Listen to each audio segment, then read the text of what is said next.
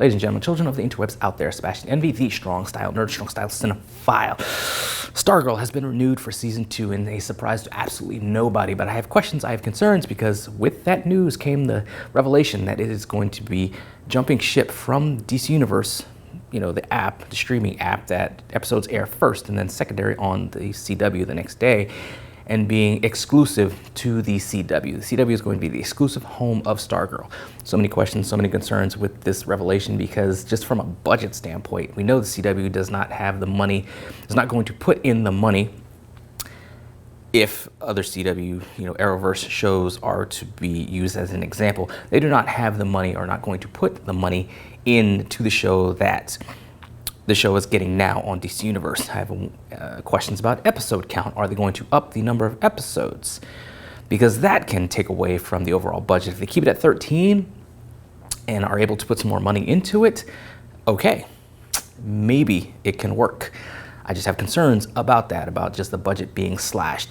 Where they film the show, are they going to film it in Vancouver like they shoot all the other CW episodes? So it just, the CW shows just have, their cities just have this cookie cutter look to them, because they're all shot pretty much in the same location. So is that going to affect Stargirl? The writer's room, is it going to be the same writer's room from the writers that they used for this past first season? Are they going to be the same writers for season 2 on the CW? I have concerns about that.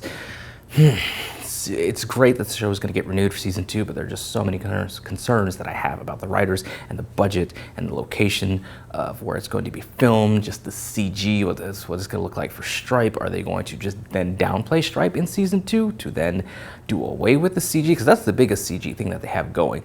We know that they can do ice effects.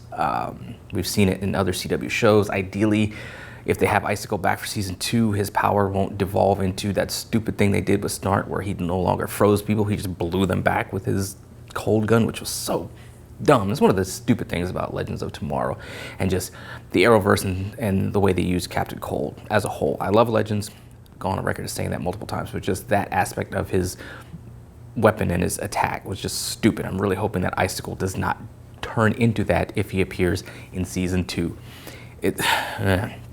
I don't know, like I said, it's great that the show got renewed for season 2, but having it go from DC Universe to the CW is just, I have so many concerns with that. Is DC Universe dead at this point? I mean, we know that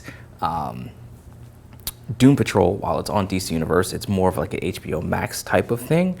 Titans, whenever it gets clearance to resume filming, is going to start shooting season 3.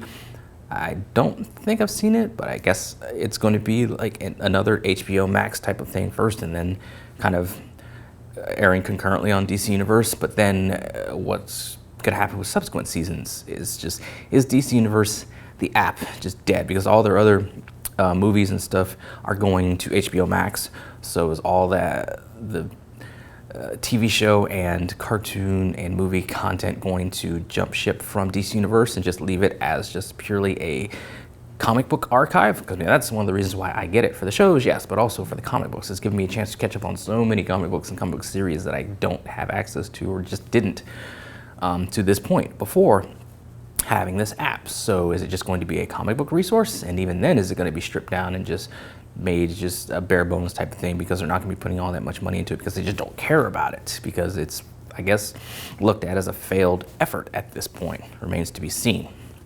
I guess we'll see how it goes. But anyway, as I said in the beginning, in a surprise to nobody, Stargirl has been pulling in, I think, like 1 million viewers on the CW, which, I mean, that's not super high, but it's high for the CW and the numbers, that the demographics that they pull in. So it's been doing decent on CW to this point, as well as however many of us are watching it on DC Universe, of course. But exclusively, it's the property of the CW for season 2 going forth. Remains to be seen how it affects the show. I have questions, I have concerns, but we'll see how it goes. Anyway, those are some of my thoughts on it, scattered as they often are. What do you guys out there think? Let me know in the comments below. Follow me, social media, Stargirl season 2, exclusive to the CW. What do you questions? Let us geek.